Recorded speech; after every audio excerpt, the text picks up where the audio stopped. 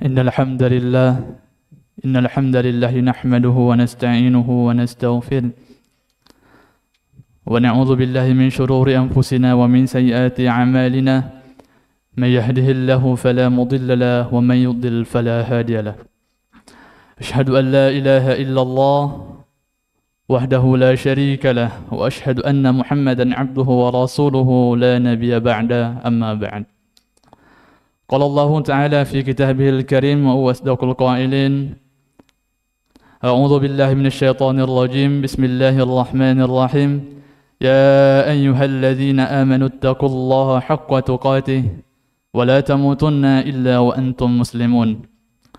Wa qala aidan ya ayyuhalladzina amanu idza nudiya lis-salati min yaumil jum'ah fas'au ila dzikrillahi wa dharul bai'a dzalikum khairul lakum in kuntum ta'lamun.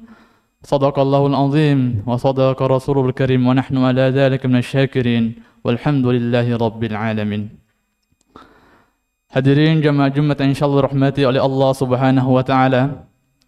Alhamdulillah, puji syukur kita panjatkan kehadirat Allah Subhanahu wa taala atas kenikmatan yang telah diberikan kepada kita, baik nikmat iman, nikmat kesehatan, nikmat kesempatan, sehingga pada siang ini di Jumat yang mulia ini Allah Subhanahu wa taala masih memberikan kita sehingga kita sama-sama hadir di Masjid Al-Aqsa Permata Bintaro, tentu dengan menjalankan perintah Allah Subhanahu wa taala, yakni salat Jumat secara berjamaah. Semoga rangkaian ibadah kita baik wajib maupun sunnah diterima di sisi Allah Subhanahu wa taala. Salawat dan salam kita haturkan kepada junjungan kita Nabiullah Muhammad sallallahu alaihi wasallam. Nabi sebagai suri tauladan, Nabi sebagai wasilah, Nabi sebagai contoh untuk kita agar kita bisa mencontoh beliau sehingga kelak nanti kita bisa bersama beliau di dalam surganya Allah Subhanahu wa taala. Rasulullah sallallahu alaihi wasallam bersabda, orang yang paling dekat denganku di hari kemudian atau di hari kiamat adalah aktsaruhum alayya shalah. Orang yang paling banyak salawat di antara kita. Hadirin dan dimuliakan oleh Allah Subhanahu wa taala, selanjutnya khatib berwasiat kepada diri khatib pribadi dan kepada jamaah sekalian. Marilah kita meningkatkan kualitas iman dan ketakwaan kita kepada Allah Subhanahu wa taala. Wa tazawwadu fa inna khairaz zadit taqwa. Berbekallah karena bekal terbaik menghadap Allah adalah ketakwaan. Kita bertakwa kepada Allah Subhanahu wa taala dengan senantiasa menjalankan perintah Allah Subhanahu wa taala dan senantiasa meninggalkan atas apa-apa yang dilarang oleh Allah Subhanahu wa taala.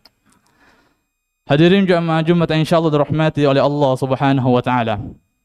Menjaga lisan dalam Islam berarti menjauhi ucapan-ucapan yang merugikan, menjauhi ucapan-ucapan yang dapat menyakiti hati perasaan orang lain, menghina atau berdusta.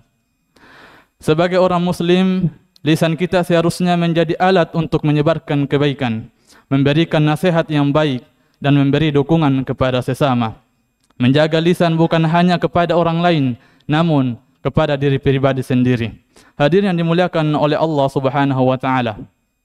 Jangan biarkan lisan kita menjadi sarana untuk menyakiti hati orang lain. Sebaiknya kita gunakan lisan kita ini untuk memperbanyak doa kepada Allah Subhanahu wa taala dan senantiasa meminta ampun hanya kepada Allah Subhanahu wa taala. Hadirin jamaah Jumat yang insyaallah dirahmati oleh Allah Subhanahu wa taala. Rasulullah sallallahu alaihi wasallam bersabda dan diriwayatkan oleh Al-Bukhari bahwasanya beliau bersabda, keselamatan manusia tergantung pada kemampuannya untuk menjaga lisannya. Penting untuk menjaga lisan, sebab lisan diibaratkan pisau yang apabila salah menggunakan akan melukai banyak orang. Dan salah satu keselamatan kita di akhirat adalah tergantung pada lisan kita. Ketika manusia mendekati ajal dan mengucapkan syahadat, maka insya Allah jaminannya adalah surga. Begitupun dengan anggota tubuh yang lain, seperti tangan dan kaki. Gunakanlah di jalan Allah Subhanahu wa taala, karena di hari nanti ketika mulut kita dikunci, maka tangan dan kaki kita akan menjadi saksi dan akan berbicara dengan sejujur-jujurnya apa yang telah kita lakukan semasa kita hidup di dunia. Untuk itu, gunakanlah tangan dan kaki kita untuk tujuan kebaikan. Sebagai seorang muslim, kita dianjurkan untuk bertutur kata yang baik dan lembut. Bahkan hal tersebut merupakan salah satu tanda keimanan seseorang terhadap Allah Subhanahu wa taala. Rasulullah sallallahu alaihi wasallam bersabda, "Man kana yu'minu billahi wal yawmil akhir falyaqul khairan aw liyasmut." Yang artinya barang siapa yang beriman kepada Allah dan hari akhir, maka hendaklah dia berkata dengan yang baik atau diam. Hadis riwayat Bukhari dan Muslim. Sebuah pepatah Arab mengatakan, "Salamatul insani fi hifzil lisan." Keselamatan seorang muslim itu terletak pada lisannya. Dari Sahal bin Sa'ad radhiyallahu an bahwasanya Rasulullah sallallahu alaihi wasallam bersabda yang artinya, barang siapa yang memberikan jaminan kepadaku untuk menjaga kejahatan lisan yang berada di antara dua tulang rahangnya dan kejahatan kemaluan yang berada di antara kakinya, niscaya aku akan berikan ganjaran surga kepadanya. Hadis riwayat Bukhari.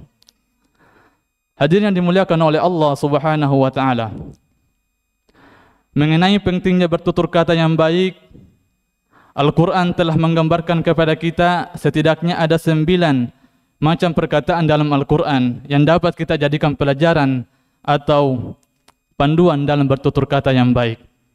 Yang pertama, qawlan ma'rufan atau perkataan yang baik. Menurut Kiai Haji Muhammad Quraisy Shihab, qawlan ma'rufan berarti perkataan yang baik yang sesuai dengan norma dan nilai yang berlaku di masyarakat.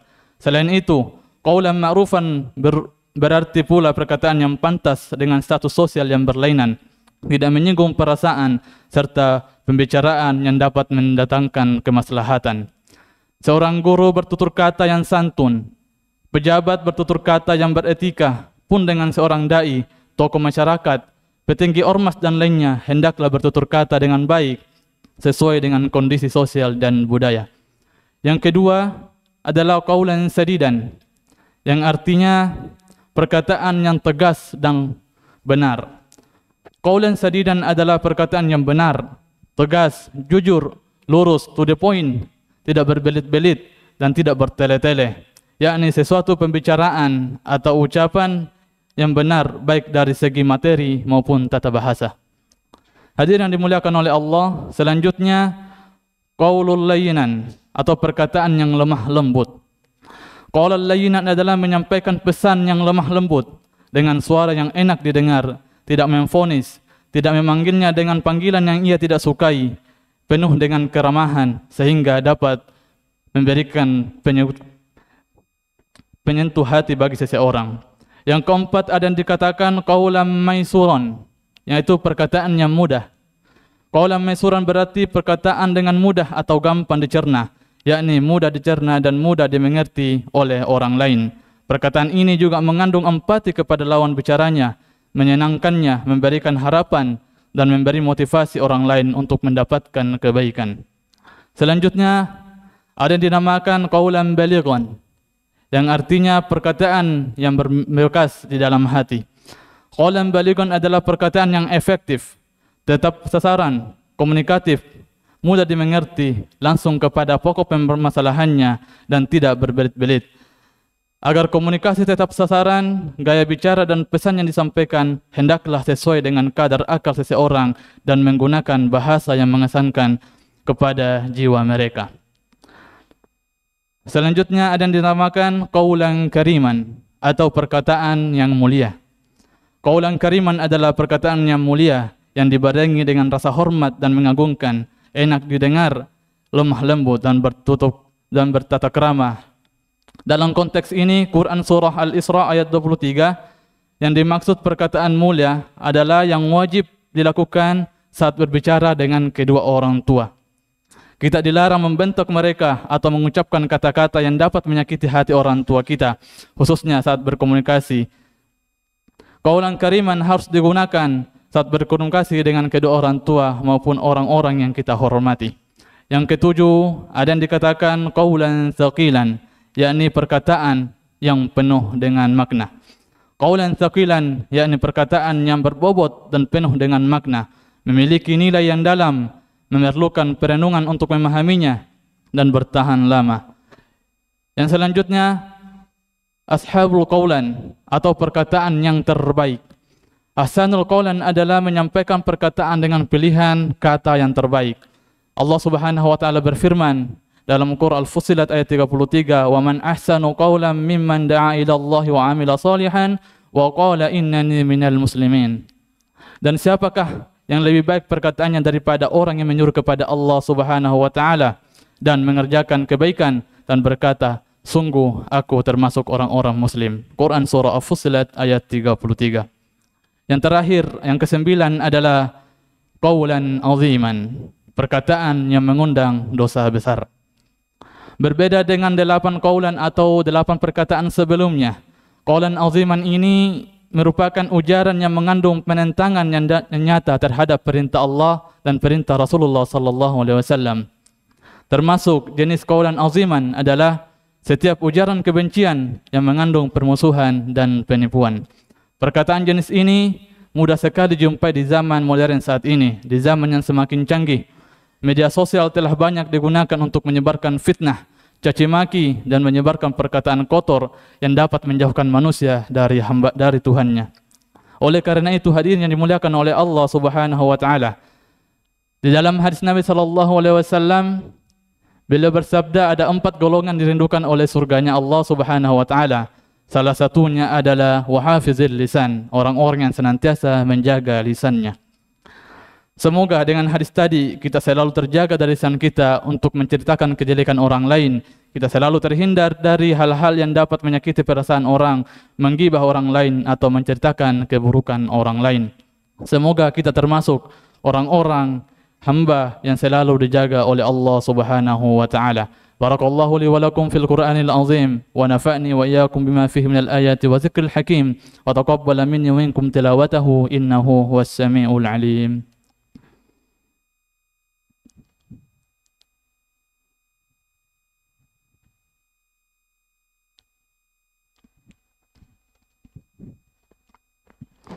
إن الحمد لله نحمده ونستعينه ونستغفره ونعوذ بالله من شرور أنفسنا ومن سيئات أعمالنا من يهده الله فلا مضل له ومن يضلل فلا هادي له أشهد أن لا إله إلا الله وحده لا شريك له وأشهد أن محمدا عبده ورسوله أما بعد والصلاة والسلام على محمد وعلى آله وصحبه أما بعد إن الله وملائكته يصلون على النبي يا أيها الذين آمنوا صلوا عليه وسلموا تسليما اللهم صل على محمد وعلى آل محمد كما صليت على إبراهيم وعلى آل إبراهيم إنك حميد مجيد وبارك على محمد وعلى آل محمد كما باركت على إبراهيم وعلى آل إبراهيم إنك حميد مجيد اللهم اغفر للمسلمين والمسلمات والمؤمنين والمؤمنات الأحياء منهم والأموات إنك سميع قريب مجيب الدعوة ويا قاضي الحاجات اللهم إنا نسألك سلامة في الدين والدنيا والآخرة